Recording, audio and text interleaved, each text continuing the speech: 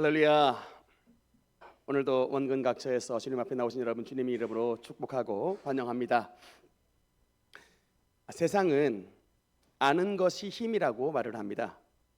또 세상은 돈을 가진 사람을 힘 있는 자라고 말을 합니다. 그러나 여러분, 성경은 우리에게 무엇이 힘이라고 말하느냐? 여호와를 인하여 기뻐하는 것이 너희의 힘이니라 라고 하나님의 말씀은 선포하고 있는 것입니다.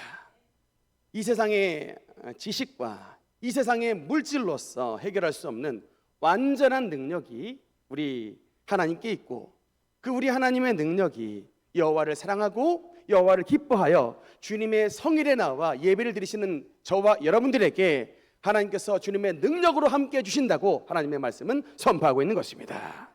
오늘 우리 예배 시간 가운데 하나님께서 은혜 베풀어 주셔서 하나님을 기뻐함으로 하나님의 능력과 주님의 은혜를 공급받는 은혜와 축복의 예배 시간이 되시기를 주님 이름으로 축원합니다. 우리 옆 사람과 함께 하나님을 기뻐하는 성도가 됩시다. 우리 인사하겠습니다.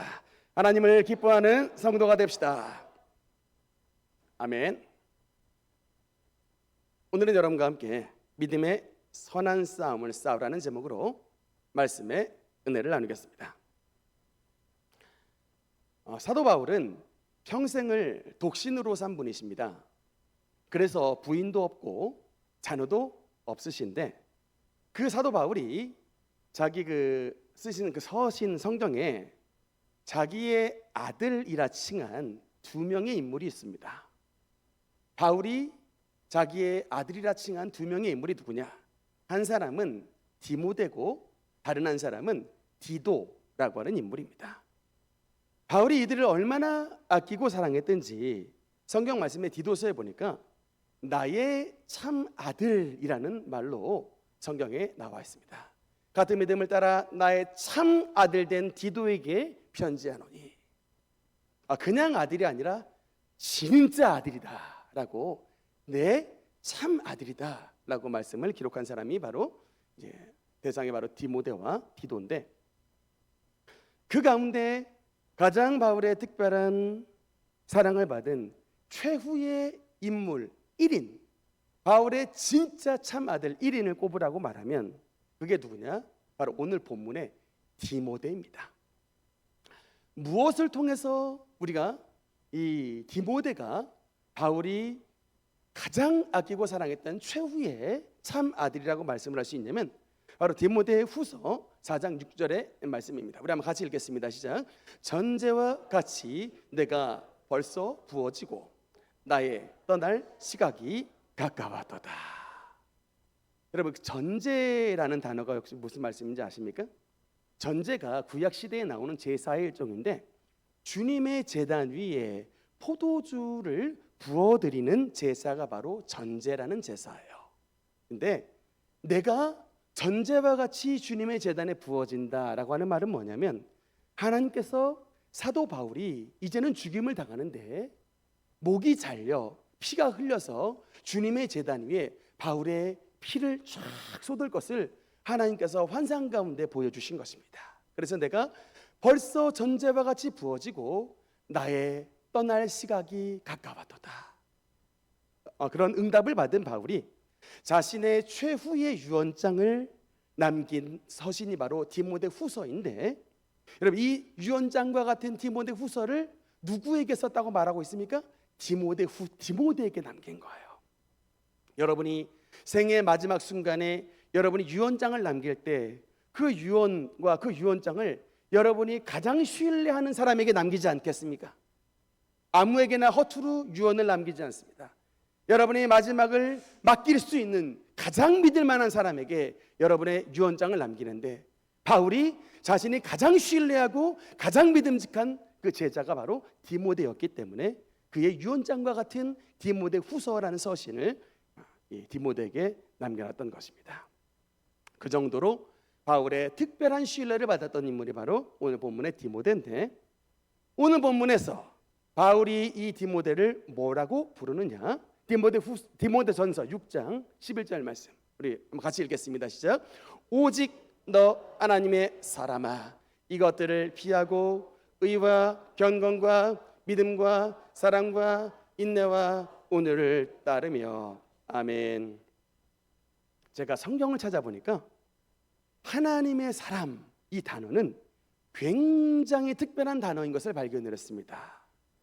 이 하나님의 사람이라는 단어는 아무에게나 붙이는 호칭이 아닙니다. 누구를 가리키는 말이냐? 신명기 33장 1절 말씀에 보니까 하나님의 사람 모세가 죽기 전에 라고 수식합니다. 그냥 모세라고 말하지 않고 하나님의 사람 모세라고 말을 합니다. 느헤미야 12장 36절의 말씀에 보니까 하나님의 사람 다윗이 악기를 잡았고 학사 에스라가 앞에 서서라고 말합니다. 그냥 다윗이라고 말하지 않고 하나님의 사람 다윗이었다라고 말합니다. 구약 성경에 하나님의 사람으로 수식된 인물이 모세, 다윗, 사무엘, 엘리사 같은 이런 사람들이 하나님의 사람으로 불립니다. 여러분, 이들의 공통점이 뭐냐? 이들의 공통점이 뭐냐면 우리 보통 신앙생활 하는 사람들처럼 하나님도 사랑하지만 세상을 사랑하고 또 하나님도 믿지만 돈도 믿고 물질도 믿는 이런 양다리를 거친 사람이 아니라는 거예요. 이런 분들의 공통점은 뭐냐면 한마디로 말하면 그의 모든 생을 하나님께 걸은 사람인 것입니다. 하나님을 위해서는 애굽의 그 왕자의 자리, 조금 있으면 파라오로 올라가는 그 왕자의 자리도 하나님을 위하여서 포기할 수 있는 사람, 이 사람이 바로 하나님의 사람인 것입니다. 여러분, 또 하나님의 사람은 뭐냐? 모든 무장된 이스라엘 군인들이 다 벌벌 떠는 전장에서 돌팔매 하나 들고 여호와의 이름으로 나아가 원수 골리앗을 쓰러뜨리고 마는 믿음의 용장, 이런 다윗과 같은 이런 사람이 바로 하나님의 사람으로 불렸던 것입니다. 그 믿음으로 나라를 구하고 그 믿음으로 민족을 이끌고 그 믿음으로 많은 사람들을 하나님께로 이끌어가는 하나님께 속한 자, 이것이 바로 하나님의 사람의 의미인 것입니다. 그런데 신약 성경에 누가 하나님의 사람으로 불렸는가를 찾아봤더니 딱 한 사람이에요. 디모데였습니다. 오직 너 하나님의 사람아. 여러분, 바울이 디모데를 가리켜 그냥 하나님의 사람아라고 말하지 않고 오직 너 하나님의 사람아라고 말을 합니다. 그 이유가 뭔가? 수많은 사람들이 하나님의 은혜를 경험했고 수많은 사람들이 함께 바울과 동고동락하며 선교 활동하고 지냈지만 바울이 감옥에 갇히자 결국 바울을 떠나고 믿음에서 이탈했습니다.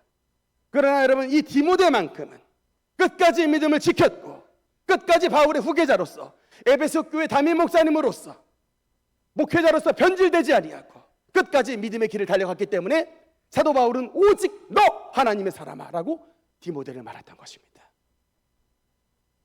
오직 너 하나님의 사람아.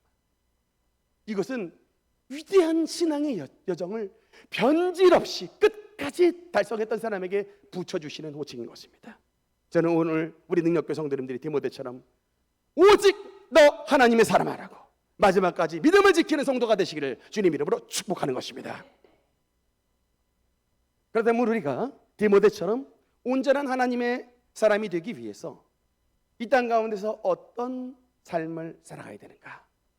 오늘 특별히 우리 12절 말씀 우리 한번 같이 본문 읽도록 하겠습니다. 6장 12절 읽겠습니다. 시작. 믿음의 선한 싸움을 싸우라. 영생을 취하라.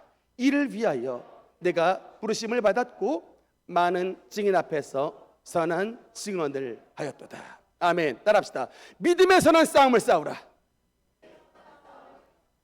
믿음의 선한 싸움을 싸우라. 하나님의 사람이란 뭐냐? 싸우는 사람이라는 것입니다. 하나님의 사람은 뭐냐? 싸우는 사람이에요. 평화롭게 한가롭게 여행이나 다니면서 낚시나 즐기고 등산 다니고 맛있는 것이나 먹으면서 맨날 한가롭게 지내는 사람이 하나님의 사람이 아니라 하나님의 사람의 본질은 싸우는 사람이라는 것입니다. 그런데 그 싸움의 본질이 뭐냐? 누구를 위한 싸움이냐는 거예요. 하나님을 위한 싸움이라는 것입니다. 하나님의 나라를 위한 싸움이라는 것입니다. 예수 그리스도의 복음을 위한 싸움이라는 것입니다. 여러분은 지금 싸우고 계십니까? 누구랑 싸우세요? 맨날 마누라랑 싸우시죠? 아니면 자식 새끼들하고? 어떤 경우는 교인들하고 싸우는 경우도 있습니다. 안타깝게도 여러분, 그거는 싸움은 맞는데 선한 싸움이 아니에요. 목적이 하나님 나라라기보다 대부분 우리의 싸움의 중심에는 내 자신이 들어있습니다. 나의 자존심이 들어있습니다. 나의 욕심이 들어있습니다. 내 성질이 들어있습니다. 이런 싸움은 당장 중단해야 됩니다. 그리고 믿음의 검을 뽑아서 진리의 검을 앞서들고 주님과 함께 하나님의 나라를 위하여 달려나가고 주님의 나라를 위해서 싸우는 성도가 될 때에 그것이 바로 믿음의 선한 싸움이 되게 되는 것입니다. 여러분, 근데 모든 싸움에는 대상이 있습니다. 혼자 검을 휘두르는 법은 없습니다. 혼자 싸우는 일은 없습니다. 모든 믿음의 선한 싸움에는 대상이 있는데 그 대상은 뭐냐? 하나님의 나라의 확장을 막는 세 가지의 영적인 원수가 우리에게 존재한다라고 하는 것입니다. 그 첫 번째 대상이 뭐냐? 바로 나의 옛 자아라는 거예요. 첫 번째 대상이 뭐라고요? 나의 옛 자아. 여러분, 고린도전서 15장 31절 말씀 우리 한번 같이 읽겠습니다. 시작. 형제들아, 내가 그리스도 예수 우리 주 안에서 가진 바 너희에 대한 나의 자랑을 두고 단언하노니 나는 날마다 죽노라. 여러분, 사도 바울이 고백하는 나는 날마다 죽노라로 고백한 이 죽음의 대상, 이게 뭘까? 바로 바울의 옛자입니다. 바울도 여러분 한 성가라는 사람이었거든요. 스데반 보셨죠? 이 자기의 옳은 신앙을 위해서는 사람을 그냥 감옥에 가두는 정도가 아니라 증인을 내세워서 돌로 쳐 죽여야 성미가 풀리는 이런 옛 자아를 가졌던 사람이 사도 바울이에요. 여러분, 예수님을 믿었다고 이런 나의 옛 근성이 한 방에 사라지겠습니까? 나의 급한 혈기, 나의 급한 욕심, 나의 여러 가지 정욕과 탐심이 예수님을 믿는 그 순간 눈 녹듯 다 사라지겠습니까? 그렇지가 않은 거예요. 여전히 내 마음에는 예수님을 사랑하는 마음이 있지만, 내 마음은 하나님을 잘 믿고 싶은 마음이 있지만 나의 옛 자아가 살아서 여전히 꿈틀꿈틀 거립니다. 그 꿈틀꿈틀 거리는 이 옛 자아가 봤을 때 하나님의 대적이거든요. 하나님의 나라를 가로막거든요. 그러니까 어떻게 합니까? 이 나의 옛 자와 선한 싸움을 싸우는 거예요. 그 선한 싸움을 싸우는 것이 바로 날마다 나의 옛 자, 나의 욕심과 정욕과 탐심을 십자가에 못 박아버리는 것입니다. 너무나 어렵습니다, 여러분. 하나님의, 여러분, 이게 법칙이 있어요. 세상 사람과 하나님의 사람의 차이가 뭔지 아십니까? 세상 사람은 나의 뜻에 하나님을 맞춰요. 여러분, 오늘날 사람들이 왜 그렇게 점집에 많이 갑니까? 신은 중요하지 않아요. 그게 부처님이든, 그게 알라든, 그게 귀신이든, 그게 하나님이든 뭐든 신 따위는 사실은 중요하지 않고 내 복이 중요한 거야. 부자 되겠다면 뭔 신이 나에게 이게 뭔 신을 믿더라도 부자 되고 싶은 게 이게 여러분 세상 사람들의 마음이에요. 그러니까 점집에 가는 거예요. 그 신이 귀신이든 뭐든 간에 나에게 복만 주옵소서 빌어버린 겁니다. 그런데 여러분, 하나님을 믿는 사람은 뭐가 다르냐? 내 뜻이 중요한 게 아니라 이제는 하나님의 뜻에 내 뜻을 맞추는 거예요. 그래서 신앙생활은 어렵습니다. 여러분, 믿음의 조상 아브라함, 하나님의 부름을 받았을 때에 본토 친척 아비집을 떠나 머나먼 길을 왔지만 하나님의 뜻에 순종하는 삶을 살지 못하고 옛 자아가 남아 있었습니다. 하나님은 딱 너 마누라 사라 손만 잡고 내가 너에게 지시하는 땅으로 가라 라고 명령하는데 이게 안 되거든요. 가지고 있는 재물이 많아요. 아버지의 집안이 있습니다. 자식이 없기 때문에 대신 롯 끌고 오는 거예요, 친척을. 하나님을 믿고 여정을 출발했는데 여전히 자기에게 깨지지 않은 옛 자아가 남아있는 것입니다. 데리고 왔더니 여러분, 약속의 땅 가나안에 도착했는데 하나님이 축복을 주시지 않고 뭐래요? 기근을 보내버리시는 거예요. 왜 그럴까요? 깨닫게 하라고, 깨달으라고. 너의 본토 친척 아버지의 집을 떠나 내가 내게 지시한 땅으로 가라. 하나님의 그림은 뭐냐? 아브라함을 믿음의 조상으로 세우시는 거예요. 모든 믿음의 샘플로 세우시는 건데 아직 샘플이 안 돼. 이것 가지고는 안 되는 거예요. 하나님의 뜻에 맞춰야 되는데 자기의 뜻을 가지고 출발하잖아요. 기근을 보내시는 겁니다. 애굽에 내려가 바로에게 아내를 뺏기는 많은 수모를 당하잖아요. 그는 모든 수모를 겪고 나서 뭘 깨닫습니까? 하나님을 믿는 것이란 내 뜻을 관철하는 게 아니라 아버지의 뜻에 나를 맞추는 것이구나 라는 것을 깨닫는 겁니다. 여러분, 신앙생활이 어려운 이유가 바로 이거예요. 제가 주님을 처음 만나고 났을 때 제가 정말 어려움을 겪었습니다. 저는 대학 공부를 할 때 재수 공부를 했어요. 법대 가려고 재수 공부를 했습니다. 그런데 신입생 환영회가 있던 3월 9일 날 하나님을 만났는데 그날에 응답을 주시기를 주의 종이 되라는 거예요. 3월 3일이 여러분 입학식이었고 3월 9일 날이었습니다. 하나님이 너 길 말고 내가 너에게 지시하는 길로 가라는 거예요. 그때 여러분 제가 순종했겠습니까? 불순종했습니까? 순종하기가 너무너무 어려운 거예요. 내가 무슨 신학교 가려고 그랬으면 장학생으로 들어가는데 그냥 뭐 재수 필요 없어요. 그냥 가는 거예요. 이게 도대체 무슨 일이냐는 거예요. 이 은혜로운 기도 외에 가지 말까라고 생각할 정도로 나의 예자가 막 불쑥불쑥 올라오는 거예요. 나의 예자가. 이것 순종하니라고 3일 금식을 3일 작정 금식을 3번을 했습니다. 이게 받아들여지지가 않는 거예요. 도무지 받아들이잖아. 다 반대해요. 내 주변에 있는 모든 사람들이 다 반대를 해요. 근데 아버지는 말씀하세요.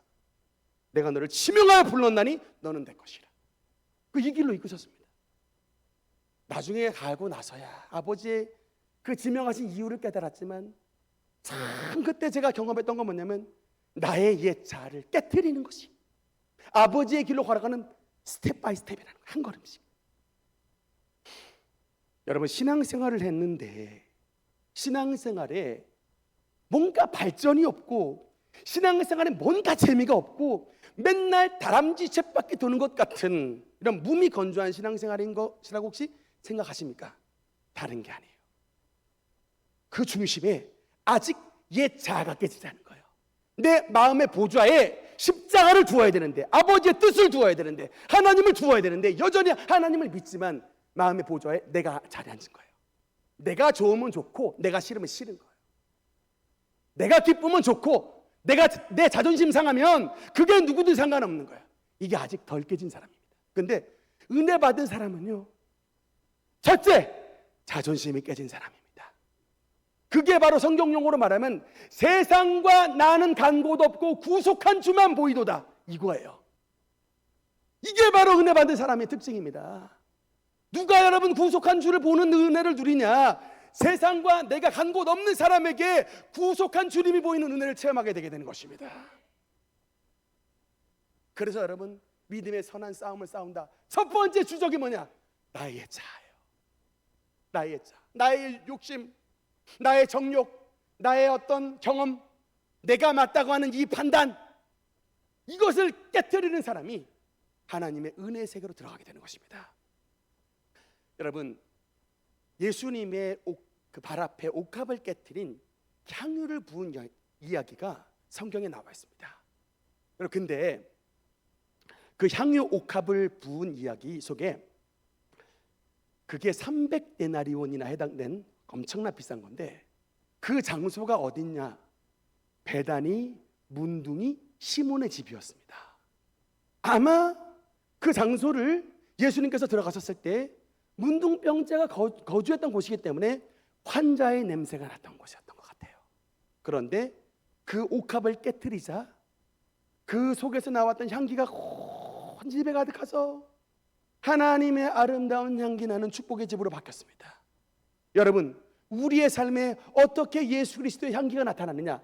300데나리온이나 되는 옥합을 깨트려야 되는 것입니다. 나의 지식의 옥합을 깨트리고, 나의 경험의 옥합을 깨트리고, 나의 학위의 옥합을 깨트리고, 나의 직장의 부함의 옥합을 깨트리는 자에게 그 속에서 하나님의 성령의 향기가 나타나 온 문둥병자의 그 냄새나는 것을 덮어버리고 하나님의 향기 나는 삶을 살아가게 되게 되는 것입니다. 그게 바로 자신의 자아를 깨트리는 모습인 거예요. 저는 이 시간 우리 하나님의 성령께서 우리의 심령 가운데 은혜 베풀어 주셔서 우리의 옛 자아의 그릇을 깨트려버리고 아름다운 향기나는 삶으로 변화되게 되시기를 주님 이름으로 축원하는 것입니다. 두 번째, 우리가 싸워야 되는 이 영적인 원수의 세력은 두 번째는 바로 세상이라고 말을 합니다. 여러분, 제가 사실 이 주제에 대해서 굉장히 말씀을 드릴 게 많은데 오늘은 우리가 싸워야 되는 이 세상의 세력에 대해서 한 포인트에 대해서 좀 지목하면서 좀 말씀을 나누고 있습니다. 로마서 1장 27절 말씀. 우리가 이 세상에 지금 흐르는 이런 수많은 이 세력 가운데 무엇에 우리 교회와 우리 성도가 집중해서 싸워야 되느냐. 로마서 1장 17절 말씀 같이 읽겠습니다. 시작. 그와 같이 남자들도 순리대로 여자 쓰기를 버리고 서로 향하여 음욕이 불일 듯하며 남자가 더불어 부끄러운 일을 행하여 그들의 그릇 때문에 상당한 몽을 그들 자신이 받았느니라.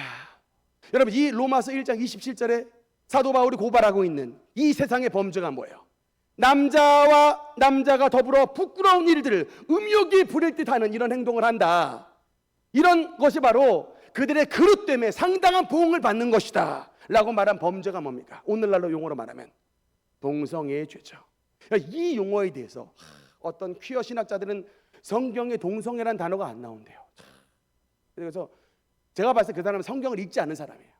로마서 1장 27절 말씀에 딱 보면 이게 바로 동성애에 대한 죄를 고발하고 있는 겁니다. 한 군데 말씀 더 볼까요? 디모데 전서 1장에 10절의 말씀에 보니까 읽겠습니다. 시작. 음행하는 자, 남색하는 자와. 여러분, 이 남색이라는 단어가 호모섹슈얼리티예요. 바로 써 있습니다. 오늘날로 말하면 동성애예요. 이 디모데가 살고 있는 이 에베소라는 지역이 이방 헬라 지역이기 때문에 당시에 수많은 게이들과 레즈비언들이 많았는데 이런 음행하고 이런 남색하는 자들이 하나님의 뜻을 정면으로 거부하는 자들이라. 그래서 그들을 돌이켜서 하나님의 사람으로 만들라라고 바울이 디모데에게 지금 말씀하고 있는 장면이 디모데전서 10장 말씀인 거예요.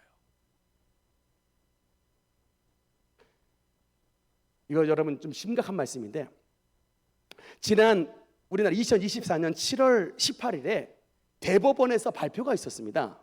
어떤 발표가 있었냐면 우리나라의 동성 부부의 건강보험 피부양자 자격을 인정한다라고 하는 게 대법원 판결이 났습니다. 여러분, 우리나라 대법관이 14명이에요. 14명의 대법관이 있는데 9대 4로 판결이 났습니다. 한 분이 기권해가지고 9명의 대법관이 판결을 내렸어요. 이게. 근데 여러분, 제가 이거 그래서 건강보험에서 피부양자 자격을 인정해준다. 동성혼을 이게 이제 건강보험에서는 허락을 해준 거예요.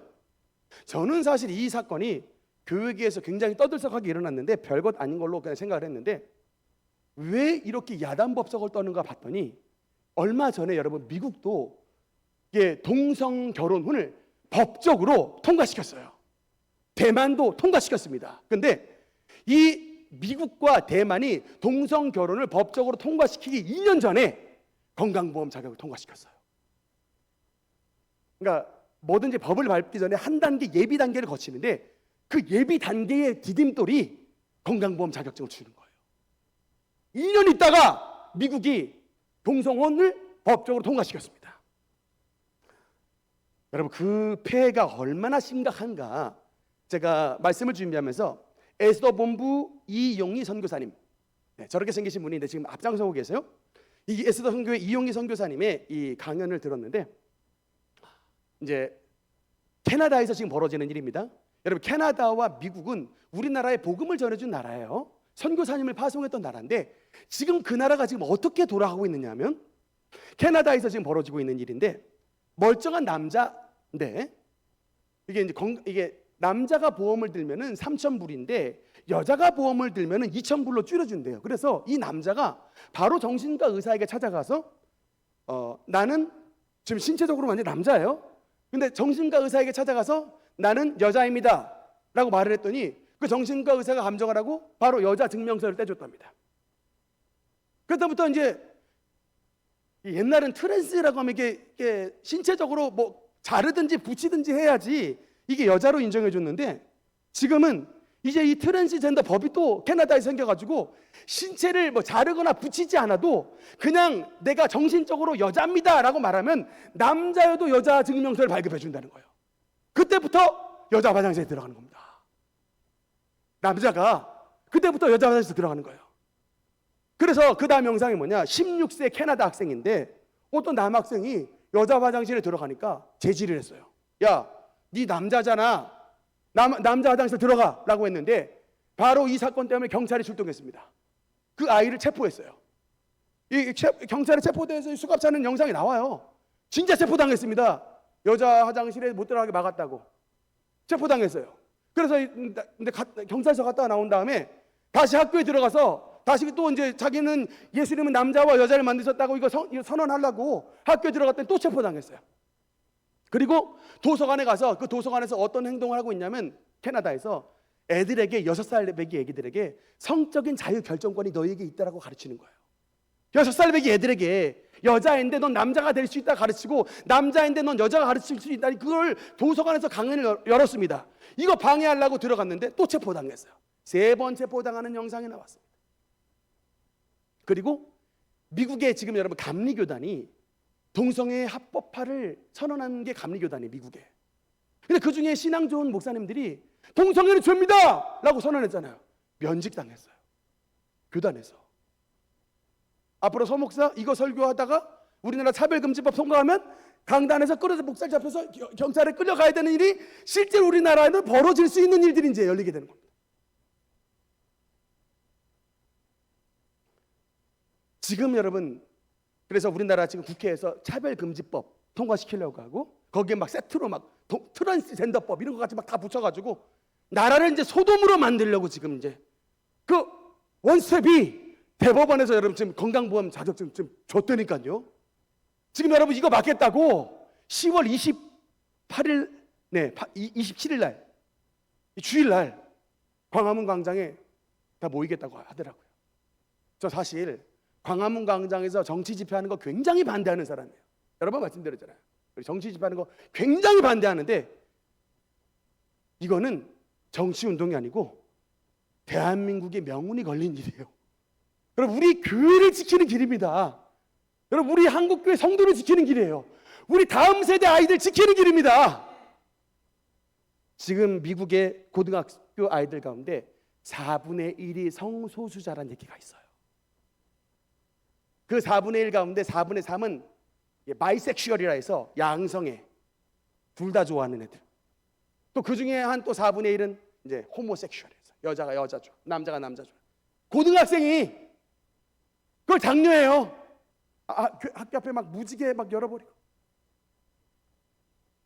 이게 지금 우리의 대한민국의 현실이고 우리나라의 130년 전에 복음을 전해줬던 미국과 캐나다의 여러분 현 주소입니다. 캐나다에서 지금 선교사 파송해달래요, 대한민국에. 영국에서 지금 선교사 파송해달랍니다, 지금 대한민국에. 이런 현실이에요, 지금.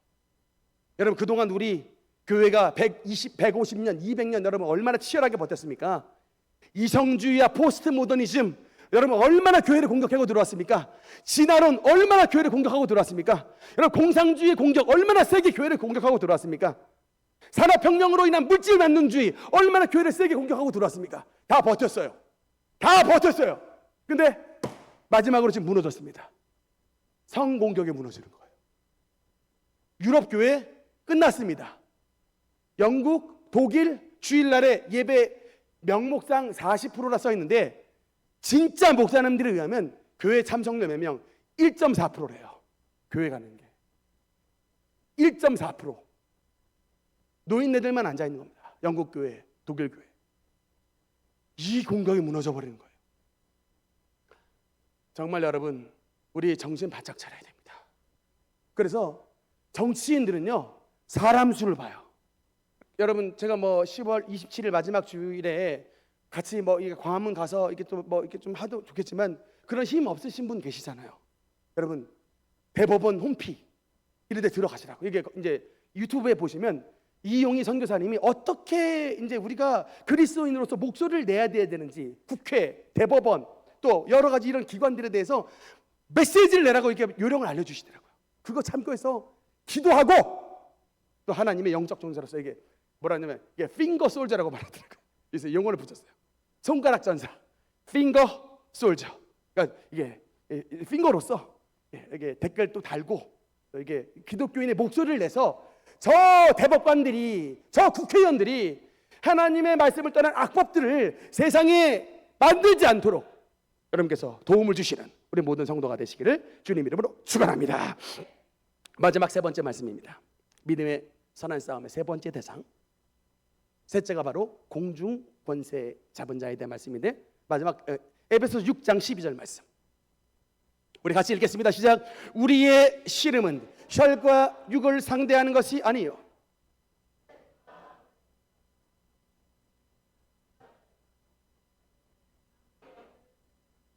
아멘. 여러분, 우리의 자아의 배후에, 옛 자아의 배후에, 그리고 세상의 이런 모든 악습들, 동성애와 물질 만능주의와 이런 모든 사상들의 배후에 공중의 권세 잡은 악한 것이 있습니다. 우리 정치 투쟁으로 끝나는 것이 아니에요. 우리의 가장 핵심 포인트는 우리의 자아, 옛 자아 배후에, 세상의 이 더러운 풍조를 날리는 이런 것들의 배후에 공중의 권세 잡은 악한 것들이 있다고 하는 것입니다.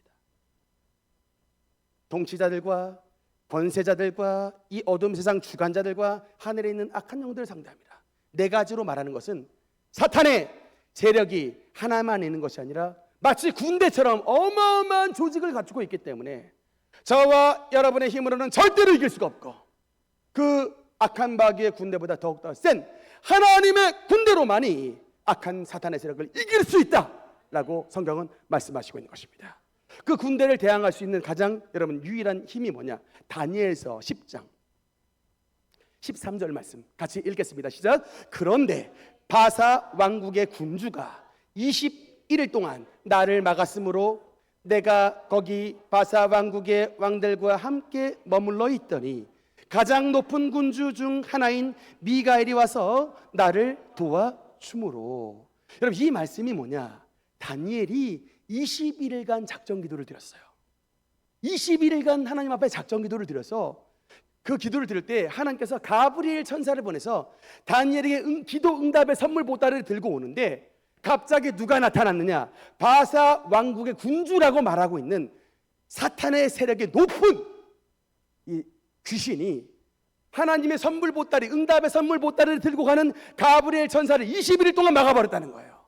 그래서 못 오고 있다가 이 기도가 끝났을 때에 하나님께서 미가엘 천사, 하나님의 천사 가운데 가장 힘센 미가엘 천사를 보내셔서 바사 왕국의 군주의 손에서 가브리엘을 꺼내주심으로 응답을 받았더라 라고 하는 말씀이 다니엘서 10장 13절의 말씀이 나와 있는 것입니다. 여러분, 우리 지금 10월 달에 다니엘 기도에 말씀하고 있죠. 그 다니엘 기도회가 바로 저 기도예요. 악한 바사 왕국의 군주라고 대비되는 사탄의 역사를 21일간의 다니엘 기도를 통하여 결국은 뚫어내고 하나님의 응답을 받고 주님의 축복이 선포되고 하나님의 나라가 세워지는 역사를 21일간의 기도를 통하여서 나타났다는 것입니다. 여러분, 악한 마귀를 이길 수 있는 힘이 뭐라고요? 기도라고 하는 것입니다. 기도는 악한 마귀의 세력을 정복해버리는 하나님의 능력이 임하는 주님의 축복의 통로가 되게 되는 것입니다. 21일 다니엘 기도회 나오셔야 되겠습니까? 안 나오셔야 되겠습니까? 나오기를 원하시면 아멘. 나오기를 원하시면 아멘. 지난번 40일 여리고 기도회 때 여러분 완주하신 분 진짜 주님의 축복 받았어요. 아마 보시면 알 거예요. 여러분, 이게 그 사랑받은 사람만 그 사랑 알도다. 그 사랑받은 사람만 그 사랑 알도다. 믿음으로 여러분, 믿음의 선한 싸움을 싸우십시오. 사실 뭐 새벽 기도회 내 스타일 아니고, 작전 기도회 내 스타일 아니고, 막 금식 기도 내 스타일 아니지만, 여러분 어느 때에 하나님의 은혜를 받느냐? 하나님의 뜻에 내 삶의 길을 조정하는, 하나님의 뜻에 내 삶의 길을 맞추는 이런 사람이 하나님의 뜻을 받는 사람이고, 그런 사람이 오직 너 하나님의 사람의 은혜를 누릴 수가 있게 되게 되는 것입니다. 오늘 하나님의 성령께서 지금 이 시간 우리의 심령 가운데 크신 은혜를 베풀어 주셔서 믿음의 선한 싸움을 싸우는 우리 성도가 될 수 있도록 도와주시옵되, 우리 마음속에 있는 모든 옛자를 하나님의 성령의 불로 태워주시옵고, 대한민국의 땅에 있는 이 세상의 동성애와 악한 영들의 세력을 성령의 불로 태워주시옵고, 우리 배후에 역사하는 모든 악한 마귀 원수의 불법 귀신의 세력을 다니엘의 기도를 통하여서 하나님의 능력으로 그 모든 진을 깨트려버려서 하나님의 응답받는 우리 모든 능력교회 성도님들 되시기를 주님 이름으로 축원합니다. 기도하시겠습니다.